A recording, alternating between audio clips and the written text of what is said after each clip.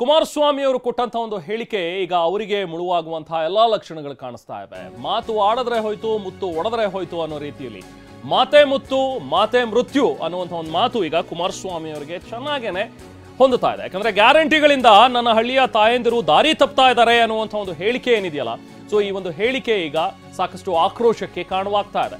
ಇದು ಕೇವಲ ಕುಮಾರಸ್ವಾಮಿ ಅವರಿಗೆ ಮಾತ್ರ ಅಲ್ಲ, ಜೆಡಿಎಸ್ನ ವರಿಷ್ಠ ದೇವೇಗೌಡರಿಗೂ ಕೂಡ ಈ ಬಿಸಿ ತಟ್ಟಿದೆ.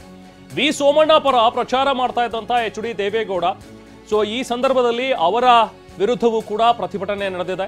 ಬಿಜೆಪಿ ಕಾರ್ಯಕರ್ತೆಯರ ಸೋಗಿನಲ್ಲಿ ವೇದಿಕೆಗೆ ನುಗ್ಗಿದಂತಹ ಕೈ ಕಾರ್ಯಕರ್ತರು ಪ್ರತಿಭಟನೆ ಮಾಡಿದ್ದಾರೆ. ದೇವೇಗೌಡರ ಜೊತೆ ಫೋಟೋ ತೆಗೆಸ್ಕೊಳ್ಳೋದಕ್ಕೆ ಅಂತ ಹೇಳಿ ಇಬ್ಬರು ವೇದಿಕೆಯ ಮೇಲೆ ಬಂದ್ರು. ವೇದಿಕೆಗೆ ಬರ್ತಾ ಇದ್ದಂತೆ ಎಚ್.ಡಿ. ವಿರುದ್ಧವೇ ಧಿಕ್ಕಾರ ಕೂಗೋದಕ್ಕೆ ಆರಂಭಿಸಿದ್ರು. ಮಹಿಳಾ ಕಾರ್ಯಕರ್ತೆಯರನ್ನ ಹೊರಗಡೆ ಕಳುಹಿಸಿದ್ರು. ಕೊನೆಗೂ ಕೂಡ ನಿನ್ನೆ ಮೈತ್ರಿಯ ಸಮಾವೇಶ ನಡೀತಾ ಇತ್ತು. ಮೈತ್ರಿ ನಾಯಕರೆಲ್ಲರೂ ಕೂಡ ಒಂದು ಸಮಾವೇಶದಲ್ಲಿ ಭಾಗಿಯಾಗಿದ್ರು. ಪ್ರಮುಖವಾಗಿ ಎಚ್.ಡಿ. ದೇವೇಗೌಡರು ಇದ್ದಂತಹ ಒಂದು ಸಮಾವೇಶದ ವೇದಿಕೆ ಅದು.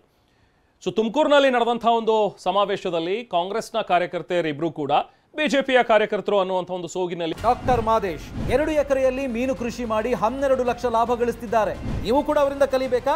ಅವ್ರ ಜೊತೆ ವಿಡಿಯೋ ಕಾಲ್ನಲ್ಲಿ ಮಾತಾಡಬೇಕಾ?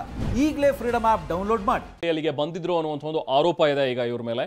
ಏಕಾಏಕಿ ನಾವು ಒಂದು ಸೆಲ್ಫಿ ತಗೋಬೇಕು ದೇವೇಗೌಡರ ಜೊತೆಗೆ ಅಂತ ಹೇಳಿ ವೇದಿಕೆಗೆ ಬಂದರು.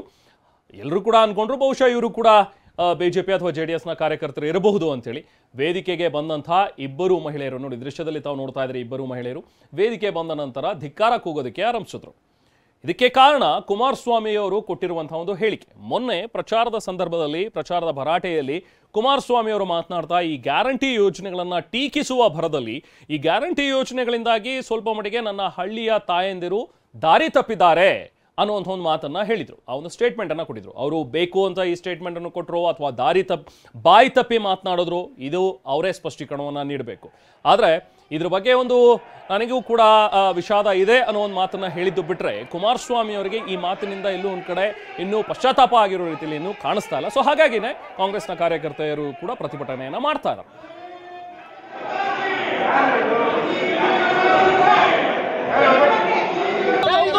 ಬೇಕು ಅಂತ ಆಗಿರೋದು. ಅವರು ಮಾಜಿ ಪ್ರಧಾನಿ ಅವರ ಕಾರ್ಯಕ್ರಮಕ್ಕೆ ಪೊಲೀಸ್ನವರು ಬಂದು ಗೇಟ್ ಅಲ್ಲಿ ನಿಂತವ್ರೆ. ಒಳಗಡೆ ಒಬ್ಬ ಕಾನ್ಸ್ಟೇಬಲ್ ನ ಕಳಿಸಿಲ್ಲ ಯಾರನ್ನು.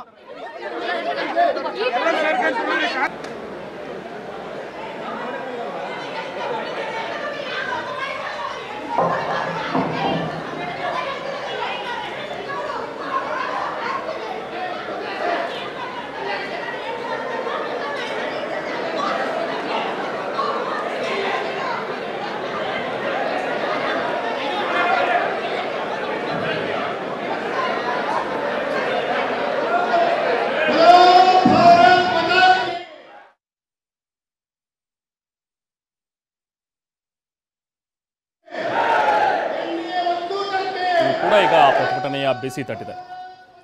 ಸೊ ತುಮಕೂರಿನಲ್ಲಿ ನಡೀತಾ ಇದ್ದಂತಹ ಒಂದು ಸಮಾವೇಶ, ಇದಕ್ಕೆ ಬಂದಂತಹ ಕಾಂಗ್ರೆಸ್ನ ಇಬ್ಬರು ಕಾರ್ಯಕರ್ತೆಯರು ಹೈಡ್ರಾಮಾವನ್ನೇ ಅಲ್ಲಿ ನಡೆಸಿದ್ರು. ಇದು ಸೋಮಣ್ಣ ಪರ ಪ್ರಚಾರಕ್ಕೆ ಬಂದಿದ್ದಂತಹ ಸಂದರ್ಭದಲ್ಲಿ ಆಗಿರುವಂತಹ ಘಟನೆ. ಸೊ ಇದ್ರ ಬಗ್ಗೆ ಸೋಮಣ್ಣ ಕೂಡ ಮಾತನಾಡಿದರೆ, ವಿಷಾದ ವ್ಯಕ್ತಪಡಿಸಿದ್ದಾರೆ ಈ ಥರದ ಘಟನೆ ಬಗ್ಗೆ. ಅದು ಎಚ್.ಡಿ. ದೇವೇಗೌಡರು ಇರುವಂತಹ ಒಂದು ಸಮಾವೇಶದ ವೇದಿಕೆಯಲ್ಲಿ ಈ ರೀತಿ ಆಗಬಾರ್ದಿತ್ತು ಅನ್ನೋಂಥದ್ರ ಬಗ್ಗೆ ಕೂಡ ಮಾತನಾಡಿದ್ದಾರೆ. ಬನ್ನಿ ಸೋಮಣ್ಣ ಏನು ಹೇಳಿದ್ದಾರೆ ಕೇಳೋಣ. ಗಲಾಟೆ ಅಲ್ರಿ, ಹತಾಶರಾಗಿದ್ದಾರೆ. ದೇವೇಗೌಡರು ಒಂದು ದೊಡ್ಡ ಸಮುದ್ರ ರೀ. ಈ ಚಿಟ್ಟೆಪಟ್ಟೆಗಳೆಲ್ಲ ಅವ್ರು ಯಾಕೆ ತಲೆ ಕೆಡಿಸ್ಕೋತಾರೆ?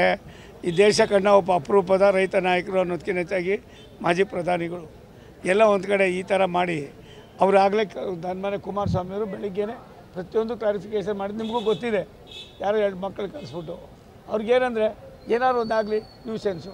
ನಾನು ಹೇಳ್ತೀನಲ್ಲಣ್ಣ ಇಷ್ಟೇ, ಇದು ಹತಾಶರಾಗಿದ್ದಾರೆ. ಹತಾಶ ಭಾವನೆಯಿಂದ ಮಾಡಿರ್ತಕ್ಕಂಥ ಒಂದು ಸ್ವಯಂಕೃತ ಅವರ ಒಂದು ಭಯ ಅನ್ನೋ ನಾನು ಹೇಳೋ ಹತಾಶರಾಗಿದ್ದಾರೆ. ಗಲಾಟೆ ಅಲ್ರಿ, ಹತಾಶರಾಗಿದ್ದಾರೆ. ದೇವೇಗೌಡರು ಒಂದು ದೊಡ್ಡ ಸಮುದ್ರ ರೀ. ಈ ಚಿಟ್ಟೆಪಟ್ಟೆಗಳೆಲ್ಲ ಅವ್ರು ಯಾಕೆ ತಲೆ ಕೆಡಿಸ್ಕೋತಾರೆ? ಈ ದೇಶ ಕಂಡ ಒಬ್ಬ